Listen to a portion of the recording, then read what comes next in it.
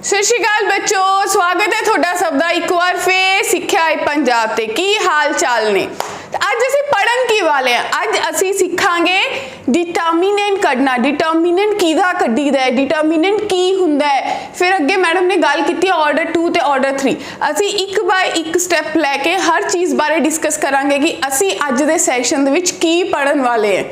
ठीक है जी, ये मैट्रिक्स का ही कंटिन्यूएशन दे विच है। तो अज दी क्लास दे विच सब तो पहला असीं पढ़ांगे डिटर्मिनेंट की हुंदा है। तो माय डियर बच्चा पार्टी, जो भी डिटर्मिनेंट की गल करनी है कि मैं डिटर्मिनेंट बारे गल कर रही है, मैनू डिटर्मिनेंट कढ़ना है, किसी भी बच्चे ने जो दिमाग में आ गया कि हाँ जी किहदी गल कर रहे डिटर्मिनेंट, तो उस डिटर्मिनेंट लिए सब तो पहला थोड़े पास क्या आना चाहिए?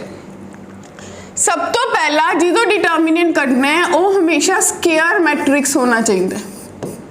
ठीक है जी, सिर्फ तो सिर्फ स्केयर मैट्रिक्स का ही डिटर्मिनेंट कैलकुलेट होंदा है। फिर असीं पढ़िया सी मैट्रिक्स एक अरेंजमेंट है। फिर डिटर्मिनेंट क्या है? डिटर्मिनेंट एक वैल्यू है, एक सिंगल वैल्यू आ जा करेगी डिटर्मिनेंट की। ठीक है जी, फिर इनू क्या किमें सॉल्व कर सकते हैं तो उस बारे गल करांगे। सब तो पहला जो डिटर्मिनेंट की गल आ गई तो थोड़ा जिहड़ा स्केयर ब्रैकेट्स है ये रिप्लेस हो जाएगियां किहदे नाल? स्ट्रेट लाइन्स नाल। हुण देखो कोई मैट्रिक्स ही ओदा डिटर्मिनेंट तुसीं ये बना के दिखाया, सिर्फ लाइनां लातियां। ठीक है जी, हुण ओवें ही ए आई जो मतलब आई रो नंबर है, जे कॉलम नंबर है।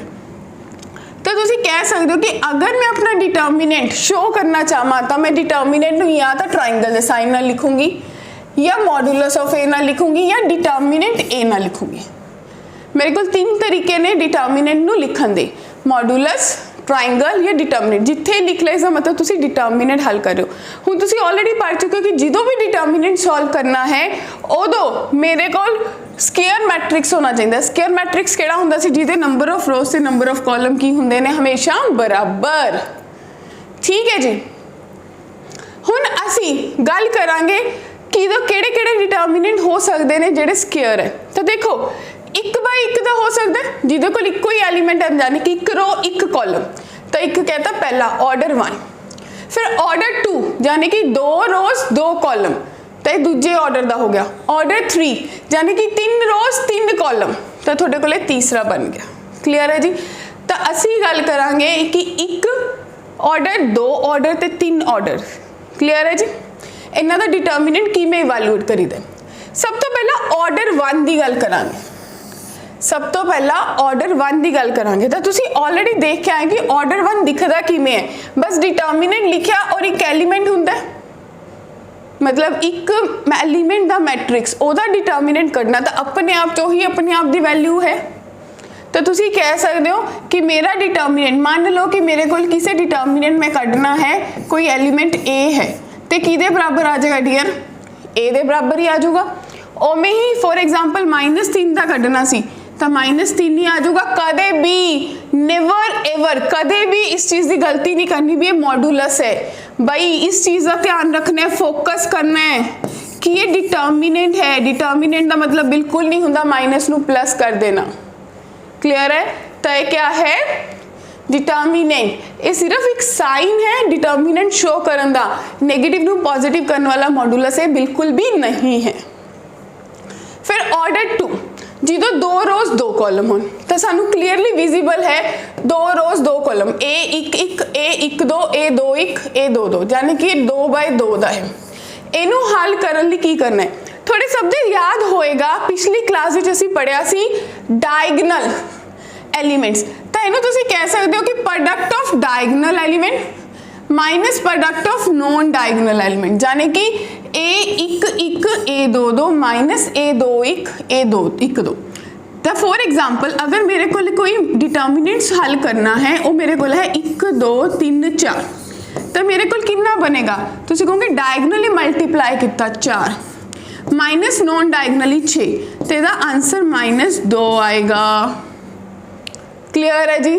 तो 1 बाय ऑर्डर 1 का भी सानू हल करना आ गया, ऑर्डर 2 का भी हल करना आ गया।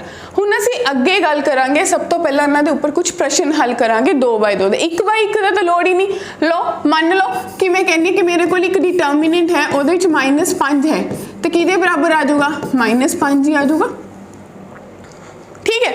ਹੁਣ अगर तुहानू एग्जाम्पल दी है 2/2 का हल करने लई, तो तुसीं कहोगे कि डायगनली मल्टीप्लाई होंगे, तो 6 गुना -2 माइनस 3 गुना 7, तो थोड़े को आ गया -12 प्लस 21, यानी कि साढ़े को इसका आंसर 21 जो 12 गए 9, तो इस डिटर्मिनेंट का उत्तर है 9।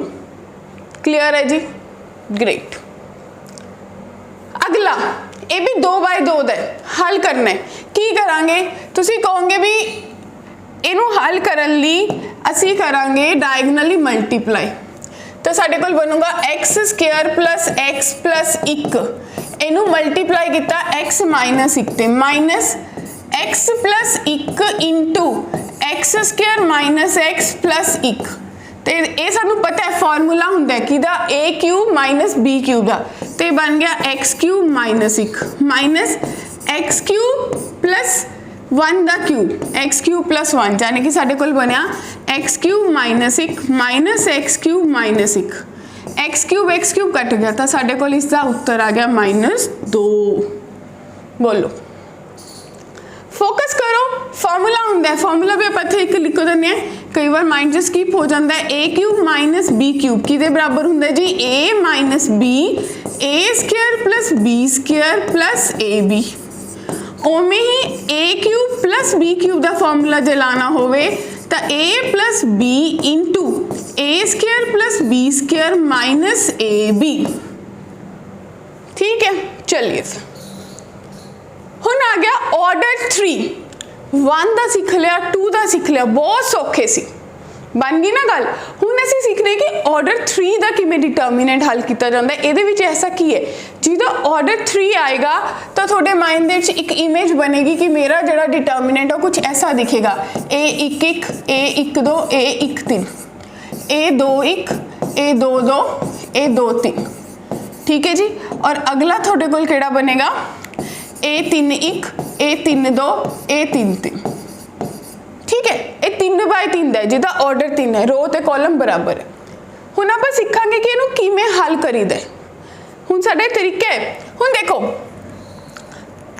हाउ टू सॉल्व, बहुत इंपॉर्टेंट है, राम नाल सोचो, देखो ध्यान नाल। 3/3 का डिटर्मिनेंट किवें हल करीदा है। तुसीं कहा कि थोड़े कोल 3/3 का डिटर्मिनेंट है, यानी कि a11 लिता सी, a12 a13 a21 a22 a23 a31 a32 और a33। ठीक है जी, जे मैं इनू हल करना है तो थोनू सबनू पता है कि ये रो 1 है, ये रो 2 है, ये रो 3 है, उमें ही ये कॉलम 1 कॉलम 2 कॉलम 3। किसी भी रो या किसी भी कॉलम के थ्रू एक्सपेंड कर लो, कोई हार्ड एंड फास्ट रूल नहीं होता। मान लो मैं जो रूल लगा रही है, मैं लगा रही है एक्सपेंडिंग अलोंग, मैं किधे लॉन्ग एक्सपेंड करूंगी, एक्सपेंडिंग अलोंग R1, पहली रो दे लॉन्ग एक्सपेंड करूंगी। जो भी डिटर्मिनेंट हल करना है, एक सिंबल साइन थोड़े दिमाग से फोटो बना के बैठ जाए, plus minus plus minus plus minus plus minus plus. ठीक है, तो इनू किवें हल करोगे। सब तो पहला एलिमेंट एज इट इज लिखो, a11, एदे कॉरस्पॉन्डिंग कॉलम छड़ दो, एदे कॉरस्पॉन्डिंग रो छड़ दो, तो 4 एलिमेंट बचे, उन्होंने लिख लो। की बचे a22 a23 a32 a33। फिर माइनस का साइन लाया, दूजा एलिमेंट लिखो a12, एदे कॉरस्पॉन्डिंग कॉलम ते रो छड़ दो, तो की बचा a21 a23 a31 a33। अगला लास्ट प्लस a13, एदे कॉरस्पॉन्डिंग रो ते कॉलम छड़ दो, कॉलम छड़ता रो छड़ती, 4 एलिमेंट बचे a1 21 a22 a31 a32। ठीक है जी, हुण इन्हां गुना करो, a1 कॉमे लिखा, इनू उमें सॉल्व करो जिवें 2/2 का किया सी, यानी कि a22 माइनस a32 a23। ठीक है, माइनस a12, इनू भी उमें 2/2 का हल करो, A21 A33 minus A31 A22 3 plus A13 लिखो जी A21 A32 minus A31 A22 ਇਹਨੂੰ हल करन ਦਾ तरीका किसी भी रो किसी भी कॉलम के थ्रू एक्सपैंड कर दे मैथड यही रहेगा प्लस माइनस का साइन उस रो या कॉलम का लिख लोगे बस उस तो बाद हल कर दोगे बैठी दिमाग च गल सिंपल दोबारा देखो पहली रो की पहला एलीमेंट लिखा ओदी कॉरस्पोंडिंग कॉलम ते रो छाड़ता 4 एलीमेंट छापते दूजा साइन लिता एलीमेंट लिखा कॉलम रो छड़ी 4 एलीमेंट छापते तीसरा साइन लिता एलीमेंट लिखा ओदी कॉरस्पोंडिंग रो ते कॉलम छाड़ते बाकी 4 बचे एलीमेंट छापते क्लियर है जी हुणे एग्जाम्पल तो सानू थोड़ा ज़्यादा जल्दी क्लियर हो जाएगा ठीक है देखो एक तो ट्रेडिशनल मैथड जो तुसी सीख लिया है तुसी कहोगे एक्सपैंडिंग अलोंग पहली रो दे अलोंग एक्सपैंड किया 3 लिख लिया ਉਹਦੇ कॉरस्पोंडिंग रो ते कॉलम छड़ के 4 एलीमेंट 2 3 0 0 बचा फिर -11 ਉਹਦੇ कॉरस्पोंडिंग 5 10 0 0 लिख लिया -1 ਉਹਦੇ कॉरस्पोंडिंग ਤੁਸੀਂ लिख लिया 5 2 10 ਤੇ 3 जो ਤੁਸੀਂ ਇਹਨੂੰ हल करन बैठोगे 0 0 0 आ गया 0 0 0 यानी कि 0 0 -1 गुना 15 -20 तो थोड़े कोल कितना बच गया 5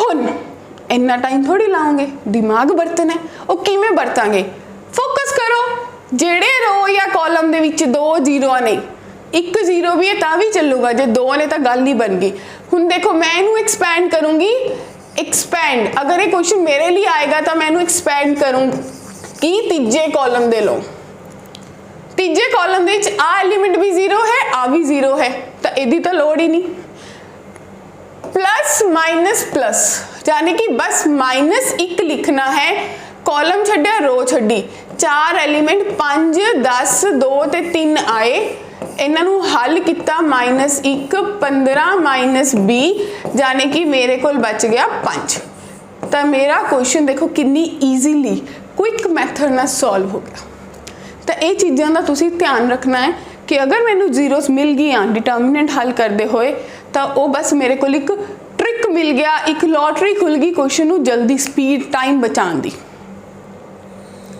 हाँ जी हुण देखो हुण सोचो हुण तुसी की सोचोगे 1 0 है यूटिलाइज तो करांगे 0 नू तो C1 किदे लॉन्ग एक्सपैंड करता C1 दे प्लस माइनस प्लस तो 2 लिखिया कॉरस्पोंडिंग कॉलम रो छड़ के 2 3 1 2 आ गया -1 बचया तो 4 6 1 2 बच गया प्लस 0 हो गया तो 2 गुना 4 -3 -1 गुना 8 -6 थोड़े कोल बच गया 2 -1 गुना 2 तो थोड़े कोल 2 -2 तो इस दिते हुए डिटर्मिनेंट का आंसर 0 है ठीक है जी तो माय डियर बच्चा पार्टी अज असी सीखिया है पंजाब ते चीनू मैम दे नाल की सीखिया असी सीखिया कि डिटर्मिनेंट ऑर्डर 1 दा होवे ऑर्डर 2 दा होवे या ऑर्डर 3 दा होवे